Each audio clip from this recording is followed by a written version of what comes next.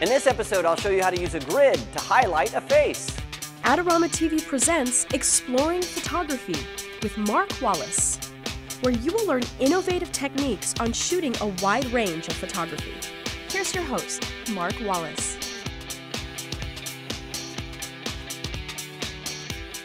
Hey everybody, welcome to Adorama TV. I'm Mark Wallace. Well, way back in episode 238 of Digital Photography 101, I talked about shooting with grids, these little guys right here. And a few people wrote in and asked, hey, I've heard about a technique that you can use for using a grid specifically to illuminate somebody's face. Can you talk more about that? And absolutely we can. This is actually a technique that a lot of glamour photographers use to make a model's face really just sort of glow. And if you happen to have a model with poor complexion, you can use this same technique to sort of smooth out the skin on your subject's face. So it's a very simple technique. Let me show you how it works. Now we've got a spectacular model. Her name is Michelle. Come on out, Michelle. She's going to be helping us out today. And the way that we're going to be doing this is I'm using a very simple lighting setup. And so let me walk you through that. The very first thing we have is a light that is a fill light.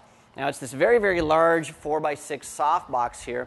And what that's doing is it's illuminating Michelle's body and her face, but it's just a little bit underexposed. So it's about a half a stop underexposed, so it's not making everything pop. Then what we have to accentuate her hair, we have these two large lights right here, and these just sort of surround her with light. They highlight her hair and her arms, and that gives us that kicker light that we really like.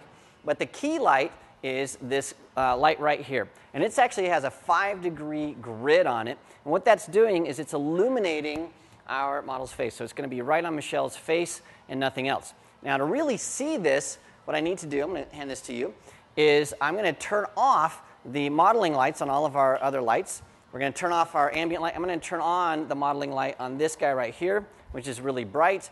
And then what we need to do is I need to show you exactly how to position this light.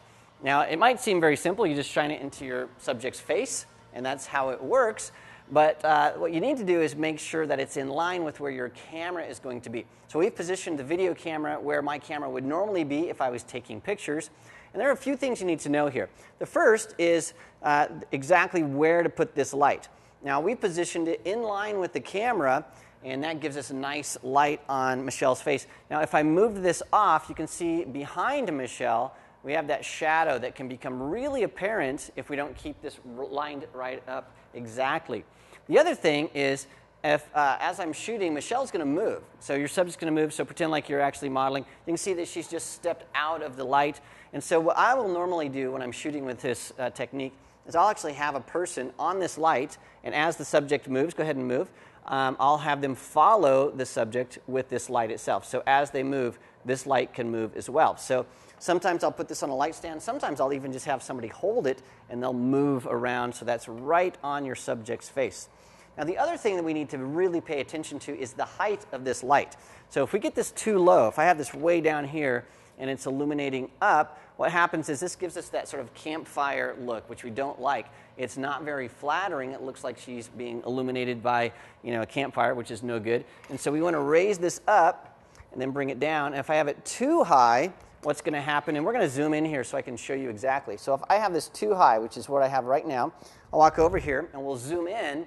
You can see that we start to see this shadow here. And Michelle, if you lift your chin a little bit, you can see that sort of comes and goes as she moves her head up and down. So move your chin down a little bit. So you have to be really aware of how high this light is, and we'll zoom back out. So what I like to do is put this about the same height, maybe a little bit higher as my camera's lens. And so normally my lens will be about right here, just underneath this, and that way I have really flat light that really accentuates the face. And it makes it work really well. Well, now that we know how to set up our light, I want to take a few pictures and put it into practice, and so you can see what this looks like both with and without all of our different lights. And we're going to turn each of these lights on and off so you can see why we have our light set up the way we do. Well, before we start shooting, first let me show you where we're headed. Here's some pictures we already took, and you can see this first picture, this is without the face light, and that looks okay, but as soon as we turn the face light on, it really makes this photo pop, and that is what we're looking for. Now, one of the things I've learned over the years is metering a light with a grid can be tricky. So what I like to do is to make sure that I can see exactly where that light is falling. And that's difficult when you have all of your modeling lights on and your ambient light. So what I'm going to do first is I'm going to use my Profoto Air remote to turn off my modeling lights on all my lights except for the light with the grid, and we're going to turn off these ambient lights here. And so now what I can do is see clearly where this light is falling, and I can move this around to make sure it's exactly where I want it to be. Once I get it exactly where I want it to be, I can turn everything else back on and then start metering. Now when I'm metering to a light with a grid, I really need to pay attention to make sure I get a consistent result. So instead of normally I would meter underneath my model's chin, I'm not going to do that. I'm going to model right up here by the cheek and meter to make sure, because that light is falling on her face, it might not fall underneath her chin because it's so narrow. I'm going to see what that meter reading is, and I'll meter that several times, because with a grid, sometimes if you're just off axis a little bit, you might not get the same result. So you need to make sure you get the same reading several times. And what I like to do when I'm metering and setting up all of these lights is to have my fill light about one stop less than my key. And then these wraparound lights that we talked about earlier, I like to have those about the same as my key light, which is the light with the grid, and so that everything looks good. Now you can always shoot tethered or shoot with a card and put it on a computer and look and see what you have, and then adjust things to taste, which is what I've done here. Well, now that you've seen how all of these lights are set up, let me show you what they look like individually. So this first shot that I'm showing you here is just those background lights, just the surround lights. It just gives us a nice rim of light to highlight the hair and shoulders. The next light is just the fill light, and you can see this is sort of dull and underexposed. And now here is a photo of just the light in Michelle's face. And then finally, here's all of those lights put together. And then once again, a light on her face and one without. And you can see the difference with that key light, that face light really, really makes. Well, now that we know how to set everything up, we know how to position our lights, I'm going to shoot a few and show you our results.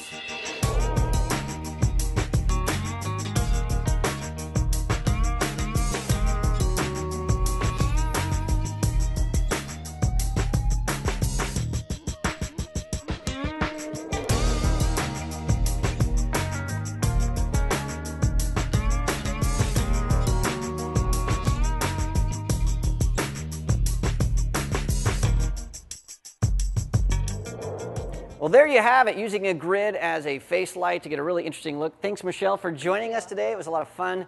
Now, remember, there's a lot more to learn about shooting in a studio and shooting with grids. Make sure you check out Digital Photography 1-on-1, episode 238. It's all about shooting with grids and how to use them. Also, we have a 4-part series on metering. It's Digital Photography 1-on-1, episodes 25 through 28.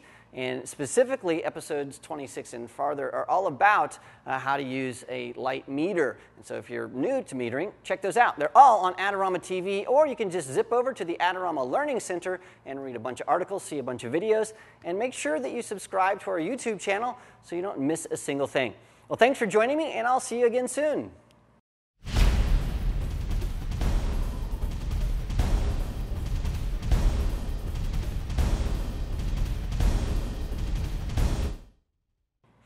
And now here's the Spanish version of Exploring Photography with Mark Wallace.